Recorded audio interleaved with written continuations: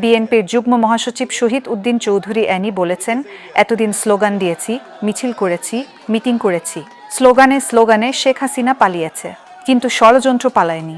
আওয়ামী লীগের দুঃশাসন এখনো মনে দাগ কাটে, তাদের অত্যাচার নির্যাতন আমরা ভুলে যাইনি। এই স্লোগানে স্লোগানে হাসিনা কিন্তু পালাইছে,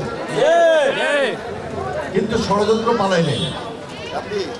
আওয়ামী লীগের দুঃশাসন এখনো আমাদের মনে দাগ কাটে, তাদের অত্যাচার নির্যাতন আমরা ভুলে যাই না। গুম খুন কি পরিমাণ করেছে, এই ধরনের একটা পরিবেশকে আমরা কখনো পেয়েছিলাম? যার যার রাজনীতি শেষে করবে, যার যার খেলাধুলা শেষে করবে, যার যার সংগঠন শেষে করবে, এই পরিবেশ বাংলাদেশে গত 17 বছর ছিল না। তিনি আরও বলেন, 5 আগস্টের পর বিএনপি সহ যারা ফ্যাসিবাদের বিরুদ্ধে যুগপৎ আন্দোলন করেছে সবাই একত্রিত হয়েছে। ফ্যাসিবাদের বিরুদ্ধে আমাদের ঐক্য ধরে রাখতে হবে।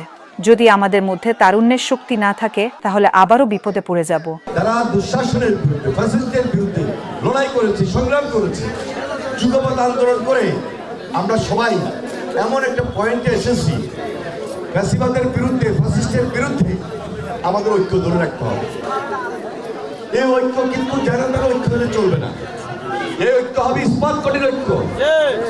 এই ঐক্য ধরে রাখতে হবে, এই কোনো বিকল্প নাই।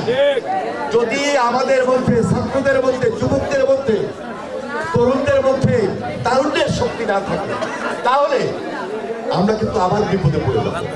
জেলা ছাত্রদলের সভাপতি হাসান মাহমুদ ইব্রাহিমের সভাপতিত্বে ও সাধারণ সম্পাদক আব্দুল্লাহ আল মামুনের সঞ্চালনায় অনুষ্ঠানে বিশেষ অতিথি হিসেবে উপস্থিত ছিলেন লক্ষ্মীপুর সরকারি কলেজের অধ্যক্ষ মঞ্জুরুর রহমান, সদর উপজেলা বিএনপির আহ্বায়ক মাইনুদ্দিন চৌধুরী রিয়াজ, সহসভাপতি বদরুল ইসলাম শ্যামল প্রমুখ। লক্ষ্মীপুর সরকারি কলেজ